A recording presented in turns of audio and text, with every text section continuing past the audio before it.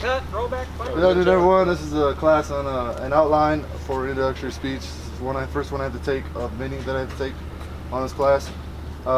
So, my name is Chris Carperine. The purpose of this is at the end of the speech, I want the audience to know better about me. There are three things that are unique or important to me. One is I drive race cars, if you didn't know. The second one is I'm an outspoken person, which most of y'all know. And one thing I value most is I'm a family man. So the first thing is, again, my name is Chris Carperine, and the first thing is I'm a race car driver. So I've been driving race cars since 2013. I started when I was on the trail as a drill sergeant. Found in my off time to go ahead and do it. I had very good drill sergeants that were in my platoon that allowed me to go ahead and do stuff that I wanted to do on the weekends while giving them time off to be able to have time with their family. Been wanting to drive race cars since I was a kid. My mom and dad used to take us to MIS, which is Michigan International Speedway, and we used to sit inside the infield and watch the race cars going around. It was probably one of the best things I've ever done as a kid that I remember.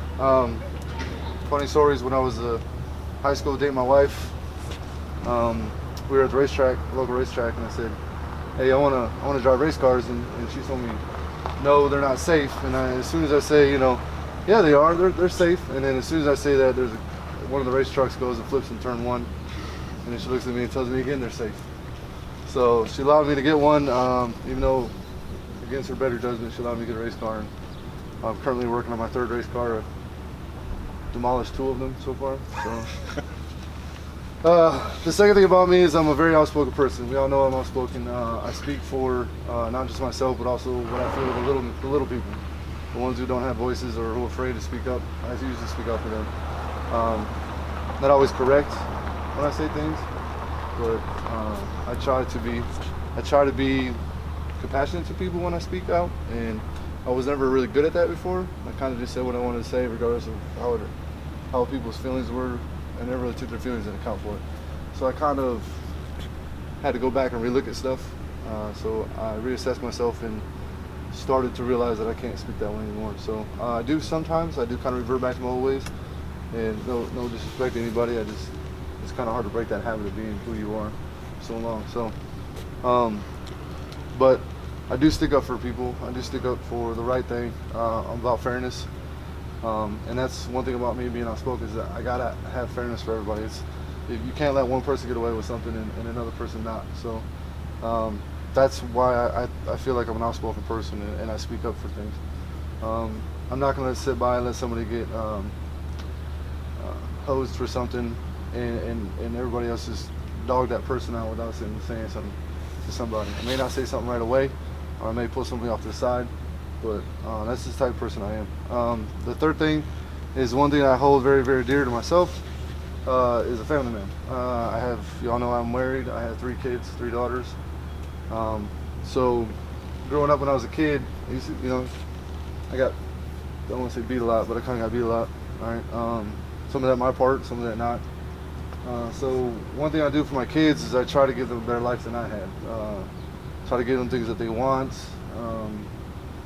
Not have to I don't know, but I just try to give them a better life than I had, which, being in the military is one of the best ways I can do it, is provide them with medical coverage, steady paycheck, roof to live in, or a roof to live under, food to go in their stomach, and clothes in the back.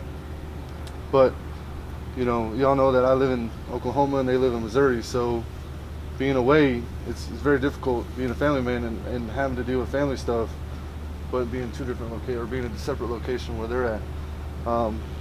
But I look at that as a challenge, but it's also me knowing that they're staying at a home, at a place they go to school at, they have friends, they can stay with those friends.